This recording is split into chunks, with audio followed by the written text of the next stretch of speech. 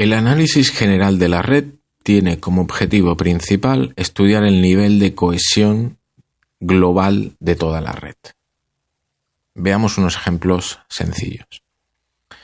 ¿Cuál de estas tres redes es más cohesionada? Es decir, ¿en cuál de todas estas tres redes los actores están organizados de forma más unida, más compacta, más integrada y con menos riesgo de fragmentarse? Obviamente, en la red cuyos nodos son de color rojo. La red cuyos nodos son de color rojo, los actores están más unidos, organizados de forma más compacta, más integrada y menos fragmentada y menos riesgo de que se pueda romper la red con la desaparición de algunos actores. En cambio, la red de color amarillo es una red donde sus nodos están unidos, pero hay menos unión, menos compacidad entre ellas, menos integración, hay más distancias entre sí y por tanto es una red menos cohesionada. El análisis general de la red lo que trata es de, a partir de una serie de indicadores, tratar de señalar qué tan cohesionada o qué tan fragmentada es una red. Veamos este ejemplo más complejo. Estas son las relaciones entre las 90 empresas más grandes en cada uno de estos 5 países de América Latina. Las relaciones entre los nodos, entre los actores, se produce por tener directivos en común. ¿Cuál de las 5 redes es más cohesionada?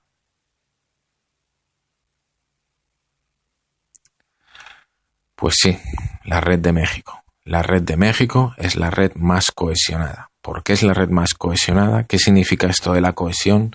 Significa unión, significa compacidad, significa integración, significa menos fragmentación de los actores. La red de México y seguidamente la red de Chile son redes donde hay más líneas entre los actores, entre los nodos.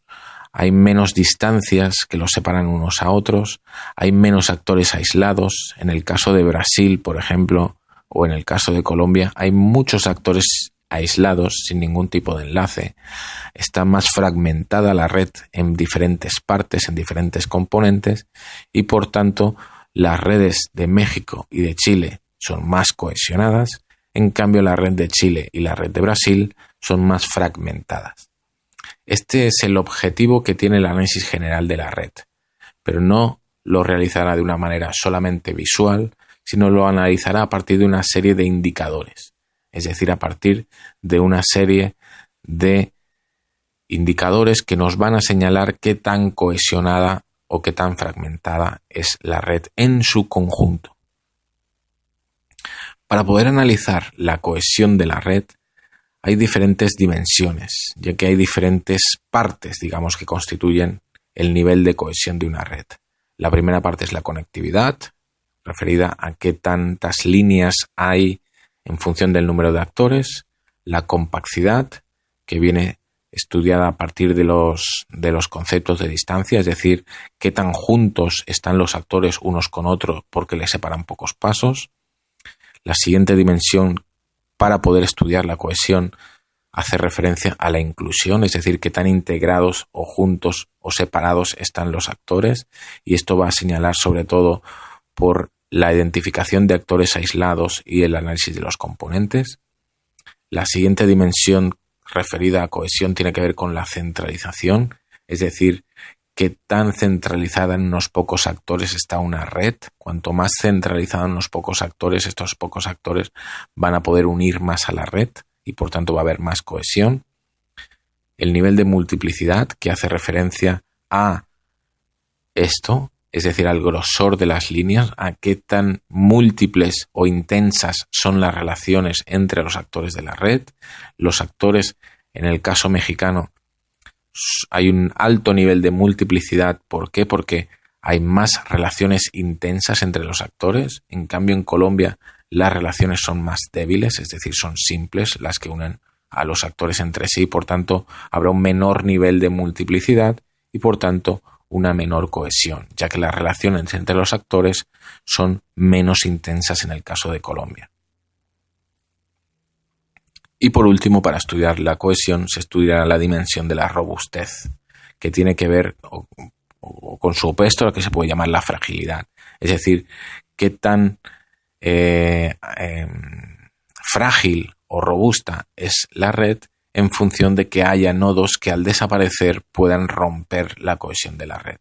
Si hay muchos nodos que desapareciendo o eliminándolos la red quedaría totalmente fragmentada, será una red con menor cohesión. Vamos a verlos uno por uno y vamos a ver los indicadores que corresponden a cada una de estas dimensiones.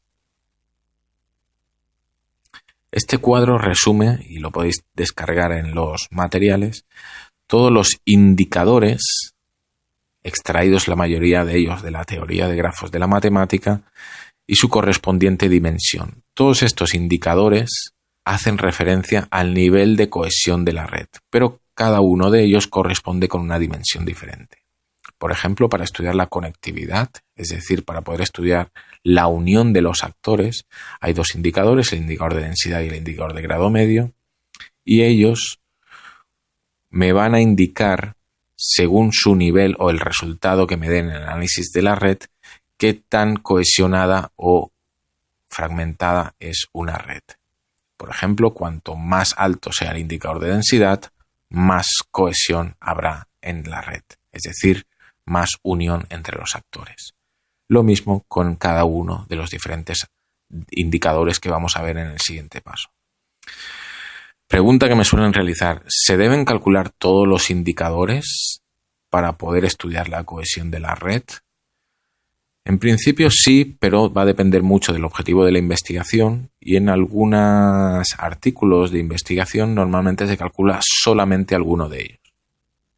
En los siguientes vídeos voy a señalarles cuáles son los indicadores que siempre se suelen analizar en una red para poder estudiar su nivel de cohesión, ya que hay algunos más relevantes que otros. Y también dependerá del tamaño de la red y de otros factores.